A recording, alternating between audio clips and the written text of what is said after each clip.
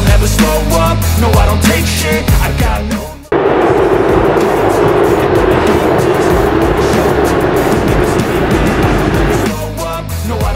Pakar sepak bola asal Inggris, Steve Darby, mengungkap kesulitan Vietnam dalam mencari para pemain keturunan di luar negeri.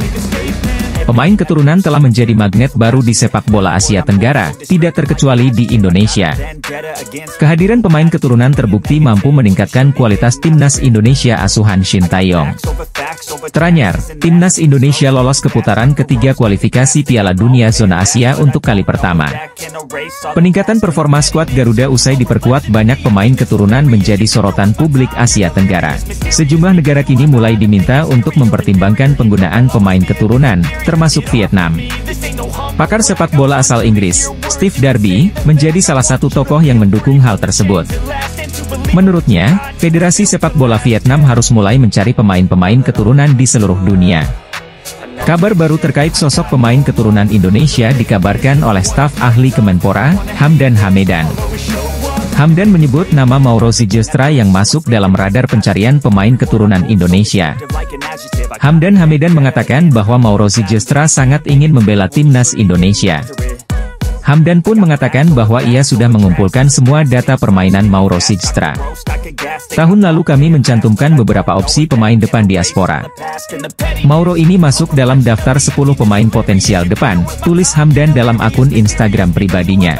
Selain itu Hamdan menjelaskan bahwa juga mendapatkan laporan dari pelatih sang pemain sejak September 2023. Saat ini Mauro bermain untuk NEC Nijmegen U21 yang berlaga di Liga Kelompok Umur Belanda. Menariknya, musim lalu dia jadi pencetak gol kedua terbanyak di tim dengan koleksi 8 gol dari 13 pertandingan. Daftar negara yang lolos dan pembagian pot drawing putaran ketiga kualifikasi Piala Dunia 2026 Zona Asia. Timnas Indonesia ada di pot ke-6 dan bakal melompati lawan yang berat. Pembagian pot drawing ditentukan posisi setiap negara di ranking FIFA, edisi Juni 2024. Nah, Indonesia berada di posisi ke-134 pada edisi ini. Posisi itu membuat Indonesia berada di pot ke-6. Pada proses pengundian nanti, Indonesia berada di grup yang ditempati oleh negara dari pot 1, 2, 3, 4, dan 5. Lawan-lawan berat sudah menanti Rizky Ridho dan kolega di putaran ketiga. Indonesia mungkin akan berhadapan dengan Korea Selatan atau Jepang yang berada di pot 1. Selain itu, Indonesia juga mungkin akan berjumpa Irak lagi. Pembagian grup putaran ketiga kualifikasi Piala Dunia 2026 akan ditentukan melalui proses drawing.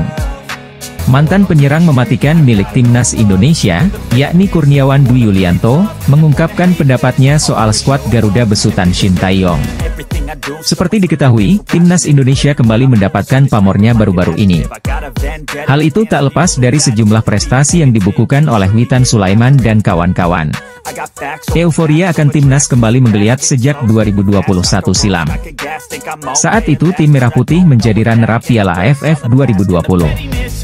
Lalu tim besutan Shin Tae-yong juga sukses melaju ke putaran final Piala Asia 2023 di Qatar.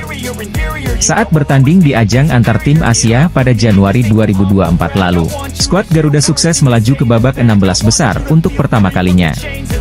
Prestasi demi prestasi terus dicatatkan oleh timnas bahkan sampai level U23. Shin Tae-yong yang juga bertugas sebagai pelatih mampu mengantarkan anak asuhnya menjadi semifinali Piala Asia U23 2024. Ketua PSSI, Erick Thohir, buka suara mengenai kabar pihaknya akan naturalisasi dua pemain keturunan untuk timnas Indonesia. Keduanya adalah Kevin Dix dan Ulla Romeni. Pengamat sepak bola, Roni Pangemanan, mengklaim bahwa Erick Thohir berencana menambah pemain keturunan di timnas Indonesia untuk putaran ketiga kualifikasi Piala Dunia 2026. Pada beberapa waktu lalu, anggota Komite Eksekutif PSSI, Arya Sinulinga, juga menyanggah bahwa pihaknya sedang mengusahakan naturalisasi Kevin Dix dan Ulla Romeni. Bersama bek FC Twente, Mees Hilgers, PSSI memang pernah mendekati Kevin Dix untuk dinaturalisasi demi timnas Indonesia pada awal 2022, namun gagal. Sementara, pada Maret 2024, Ulla Romeni bercerita sudah berkomunikasi lewat Facetime dengan Erick Thohir mengenai kemungkinan dinaturalisasi untuk timnas Indonesia. Penyerang keturunan yang baru saja pindah ke FC Volendam U21 di Divisi 2 Liga Pemain Muda U21 Belanda, Mauro Zijlstra mengaku siap memperkuat timnas Indonesia. Mauro Zijlstra mengklaim sempat masuk daftar penyerang yang diincar PSSI untuk dinaturalisasi agar bisa membela timnas Indonesia. Bahkan Mauro Zijlstra mengaku sempat dikontak oleh seseorang terkait peluang dinaturalisasi untuk timnas Indonesia. Aku pernah ada kontak, aku masuk list pemain striker yang mereka inginkan, jadi aku ada di list mereka dan mereka interest, ujar Mauro Zijlstra dikutip dari channel YouTube Yusa Nugraha pada Sabtu, 22 Juni 2024. Namun penyerang berusia 19 tahun ini mengungkapkan belum ada pembicaraan secara resmi soal proses naturalisasi. Dia berharap, Fardi Bahdim yang menjadi jembatan pemain keturunan untuk dinaturalisasi selama ini bisa menghubungkannya dengan PSSI. Apalagi, Mauro Zijlstra percaya diri dengan statistik yang ditunjukkannya musim lalu bersama NEC Nijmegen U21. Pada musim lalu, Mauro Zijlstra mencetak 8 gol dan 1 assist untuk NEC Nijmegen U21 di Divisi 2 Liga Pemain Muda U21 Belanda. Dengan catatan tersebut, Mauro Zijlstra menjadi top skor nomor 2 di Divisi 2 Liga Pemain Muda U21 Belanda musim lalu. Fardi bukan agenku secara resmi, tapi tentunya dia bisa bantu aku untuk menghubungkan juga dengan PSSI, katanya. Aku punya statistik yang bagus dan menjalani musim yang bagus. Aku pikir aku bisa bermain di sana kalau mereka undang aku. Aku pikir aku juga pemain yang menarik untuk dipantau, ucapnya. Selain itu, dia mengungkapkan PSSI tidak harus mengundangnya langsung ke Jakarta untuk membahas soal naturalisasi. PSSI, kata dia, bisa menyaksikan kemampuannya terlebih dahulu sebelum mengambil keputusan. Mereka enggak harus langsung undang aku, mereka bisa nonton aku dulu kalau mereka mau dan aku sangat terbuka, ucapnya. Mauro Zijlstra menyebut PSSI tidak perlu terburu-buru untuk menaturalisasinya. Pasalnya, semakin bertambahnya usia dan pengalaman bermain di level tinggi, maka kemampuannya pun akan semakin bertambah. Aku pikir akan lebih ideal lagi jika bermain untuk Indonesia karena sudah memiliki level sepak bola profesional senior, kita akan lihat ke depannya, ucapnya.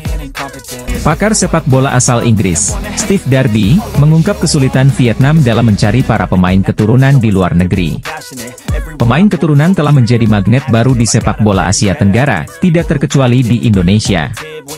Kehadiran pemain keturunan terbukti mampu meningkatkan kualitas timnas Indonesia asuhan Shin Tae-yong.